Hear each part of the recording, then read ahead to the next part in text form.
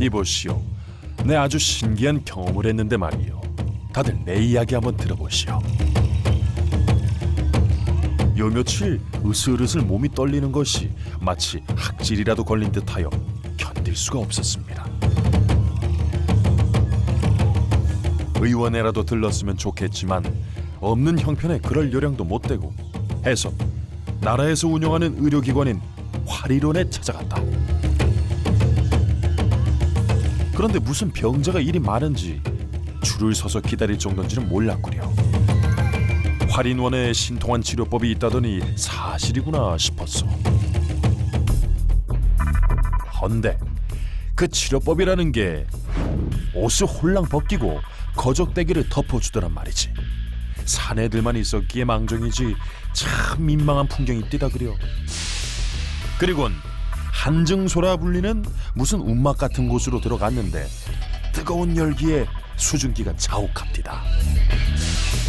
처음엔 숨이 턱턱 막히는 게 이게 뭔가 싶더니 좀 앉아있으려니 뜨끈뜨끈한 것이 땀이 쭉 나면서 몸이 가뿐해지는 거요. 정신을 차리고 둘러보니 움막 가운데 화로에다 소나무 가지를 떼면서 거기다 물을 조금씩 붓는 게 아니겠소. 그런데 더 놀라운 건 그 일을 하는 게 의원이 아니라 중이더란 말이지. 한양도성 내 승려 출입이 금지돼 있다는 건 세상이 다 아는 일인데 말이요. 엄연한 유학의 나라 조선인데 관공서인 화린원 안에서 승려가 의원 노릇을 할 줄 누가 알았겠어. 참 세상 알다가도 모를 일이라더니 그 승려를 한증승이라 부르더이다.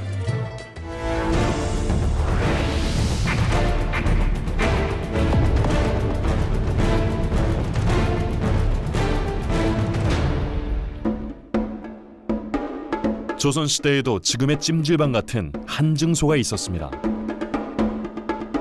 돌무덤처럼 생긴 한증소는 지금처럼 찜질을 하며 휴식을 취하는 공간은 아니었습니다. 소나무 가지를 태워 뜨거운 열기로 환자들의 병을 고치는 엄연한 치료시설이었죠.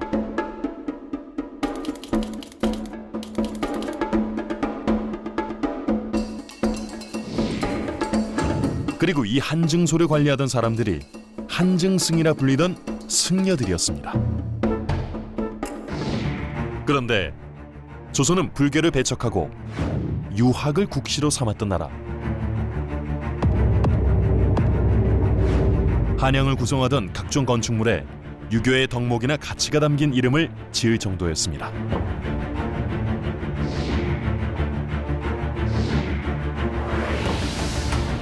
또한 조선 초기엔 한양 내 원차를 제외하곤 사찰 건립은 물론 승려들의 출입도 금지했었습니다. 그런데 어떻게 승려가 버젓이, 그것도 사찰이 아닌 관공서에서 일을 할 수 있었던 걸까요?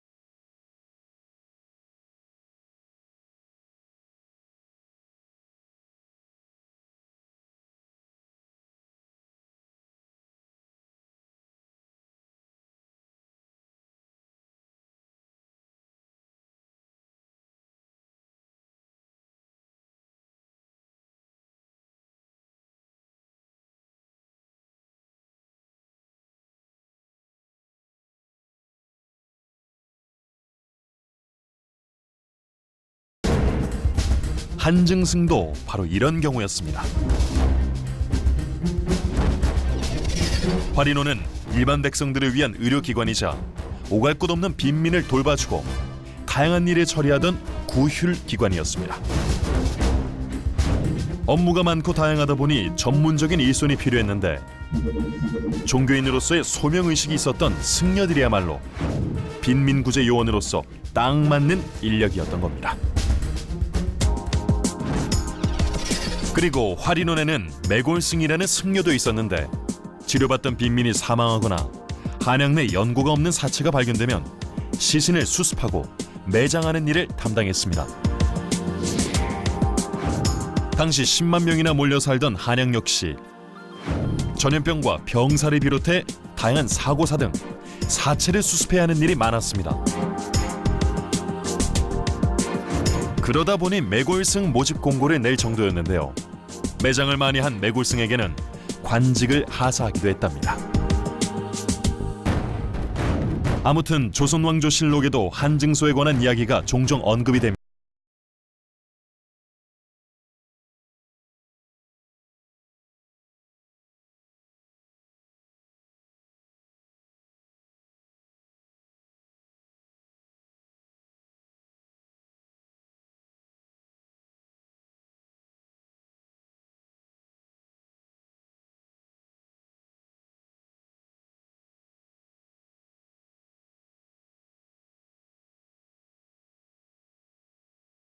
사고도 있긴 했지만 한증소의 효과를 높이 산 조정에선 한증승들에게 쌀과 배를 내려주며 빈민 구제를 독려했습니다.